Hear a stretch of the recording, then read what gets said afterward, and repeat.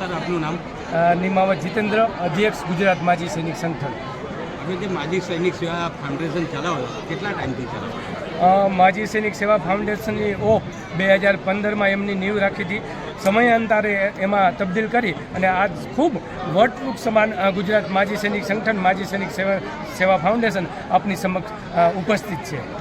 આજે જે કાર્યક્રમ હતો એ કયો કાર્યક્રમ હતો? આજનો કાર્યક્રમ એ સ્નેહ મિલનનો કાર્યક્રમ હતો અને સ્નેહ મિલન એટલે કે પરિવારની ભાવનામાં એકતા જાગૃત થાય, પરિવાર એકસાથે એકજૂથ બને એવા ઉદ્દેશ્ય સાથે આપણે આ સ્નેહ મિલનનું આયોજન કર્યું હતું. એમાં આપણે શહીદ પરિવારોનું સન્માન પણ કર્યું, વીરનારીઓનું સન્માન કર્યું અને અન્ય જે માજી સૈનિકો છે એને એચિવમેન્ટ પ્રાપ્ત કર્યું છે અથવા એમના બાળકોએ જે અભ્યાસમાં ખૂબ ઉચ્ચતર માધ્યમમાં સારા એવા પર્સન્ટેજ પ્રાપ્ત કર્યા છે એ તમામનું ભેટ સોગાદ આપીને અને આપણે સન્માન કર્યું છે. અને ભવિષ્યમાં જે માજી સૈનિકોના જે ઉદ્દેશ્ય છે, જે એમનું વિઝન છે, એ વિઝન સાથે આજે આપણે 2027નું શું વિઝન છે એ વિઝન પણ તમામની સમક્ષ આપણા સંગઠન દ્વારા મૂકવામાં આવ્યું છે.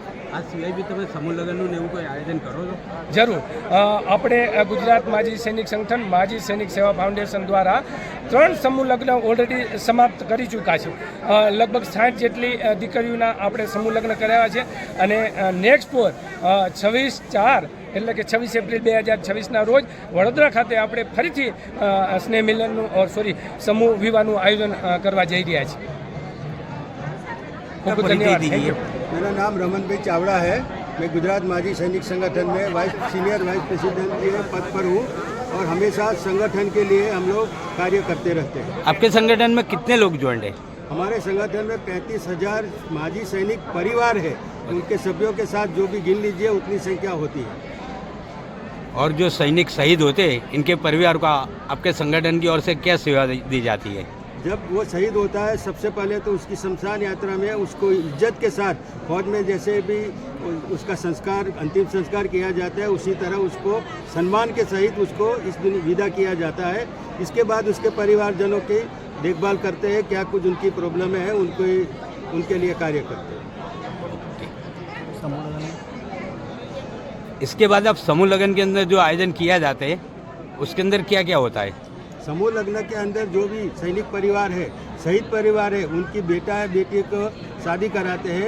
उनको पूरी घर में जो भी जरूरी साजो सामान है वो पूरा देते हैं और उनको इसके बाद भी उनको हर साल के बाद उनको बुलाया जाता है. जैसे कि वो अपने मायके जाती है उसी तरह हम उनको उस कन्याओं को दूसरा समूह लग्न होगा तो पहला समूह लग्न किया उनको बुलाकर उनको भी एक साड़ी और उनको सम्मान किया जाता है. इसी तरह हमारा सिलसिला चलता रहता है.